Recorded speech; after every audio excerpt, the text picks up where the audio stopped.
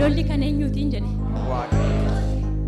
ana xinneessi maaliif xinneessitan lolli kan eenyuuti moo'ichoo mirgi kan eenyuuti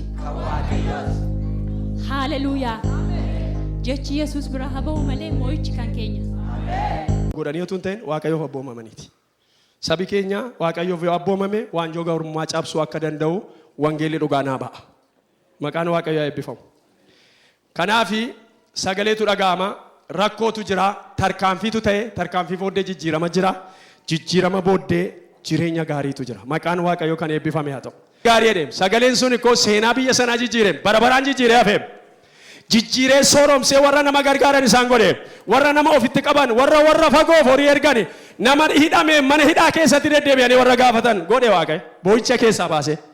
Waaqayyo saba isaa kamiyyuu ta'u warra waanjoo garbummaa jala jiran east west ta'u adii ta'u gurraacha warra waanjoo garbummaa jala jiran irraa galagashee warra raafaa jiraatan hin godha Waaqayyo. Yesuus bara baraan gooftaa. Haala hundumaa keessattuu Waaqayyo ulfinaa argatu. Hammam keenyatu jaalala biyyaa qaba laata?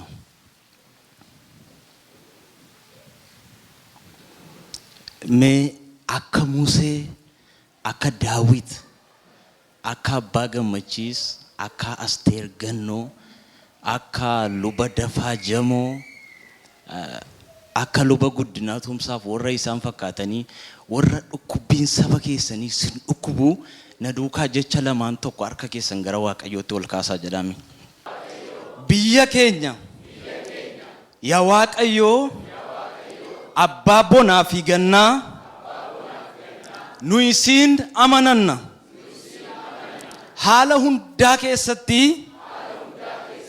olaantummaan kan keeti yaa Waaqayyoo cina keenya dhaabadhu biyya keenya yaadadhu lafa keenya deebisii saba keenya eebbisi yaa Waaqayyoo biyya keenyaaf qajeelummaa walqixxummaa birmadummaa nagaa jaalala jiruu jireenya yaa Waaqayyoo biyya keenyaaf qajeelummaa walqixxummaa birmadummaa nagaa jaalala jiruu jireenya maqaa Yesuusiin ameen. Waaqayyoon galateeffadhaa. Biyya keenya biqilaa gubbaa taa'ee dhagaatu misoome qe'ee garraamiitu biyya keessaa xinnoome haga baay'ee wal caallee maqa keenya wallaalle. Ahaabii fi Zaabel inaaffaan gubatanii Naabootiin ajjeesanii lafa isaa fudhatanii. Eliyaas raajii Waaqaa mootichatti mul'atee qajeelummaa Waaqayyoo gurra isaatti dubbate. biqilaa dhangala'e akka galoo galaanaa cabsee boo'icha dhowwee gubbaa sanaa caraana. Obboleessa fakkaatee shaanfoo namatti loosa, qulqulluu galaafatee lubbuu namaatti qoosa. Mootummaa Waaqayyoon hin sodaanne yookaan nyaatee quufee namarraan godaanne. Yoo mirga kee falmatte ija isaa duran teessu, yoo dha'ee si ajjeeses hamma titiisaan geessu.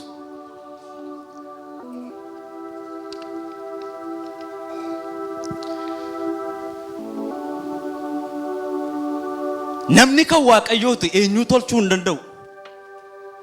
Tulluun Waaqayyoon mormuu namni kan Waaqayyooti eenyu tolchuu danda'a.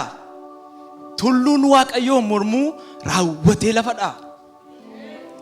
Qabeenya ofii isaatii Waaqayyoon ilaala. Tarii badiisi isaanii kan keenya kana caala.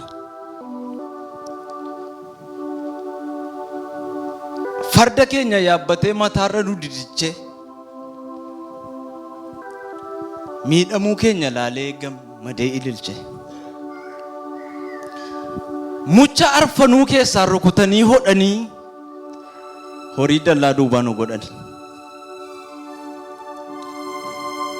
Horiin dallaa duubaa alagaa fakkaata. Lafa argee qabee bineensatu nyaata. Biyya tikeen baddee tiksituu seexanaa dhala namaa takkana. Gaafa bokkaa ulfaataan galaana oomishu bantii mukaatti ba'ees akkuma fooricuu hunduu akkuma caameen gaafa dabaree saafaa Waaqa tokkicha malee maaltu teessoo irratti hafa.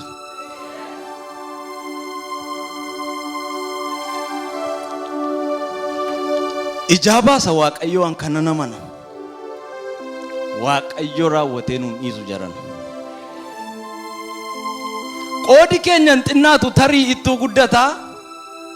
Dubbiin akka irraan taatu abdiinatti mul'ata. Biiftuu keenyatu ba'ee dukkana lafaa kaasa.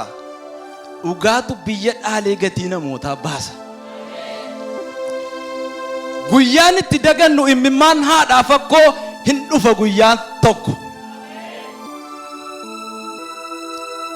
Waaqayyo gaafa ka'ee dhimma keenya ilaalu eenyuun hin caalu. Waraabessatu didee marrummaasaa gana. Hantuutaaf adurreetu boolla tokkotti gala.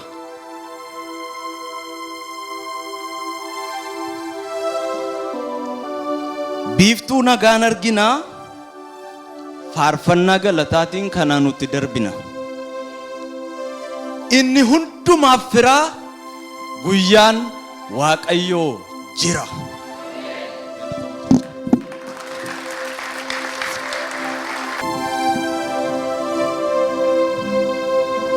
Hafuuruma kana keessaa ija keenya walirra buufanneetu faarfannaa kadhannaa tokko faarfannaa.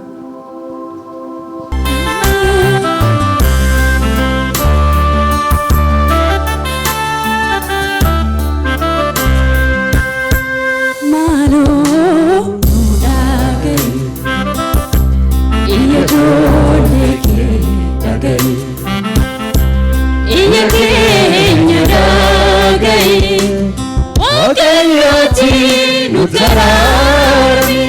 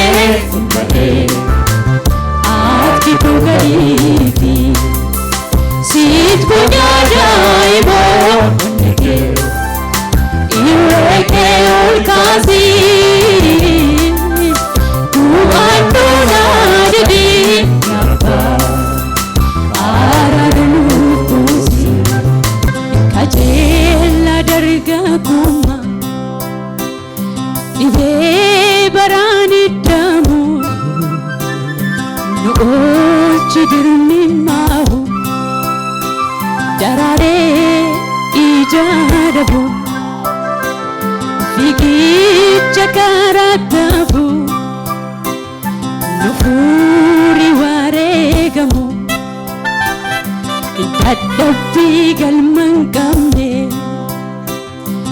ulfa daa'iman qabne nu baraarii gatachuu ijoollee fattu amamne dukkanaan wallaalamne dadhabne bayyaannachuu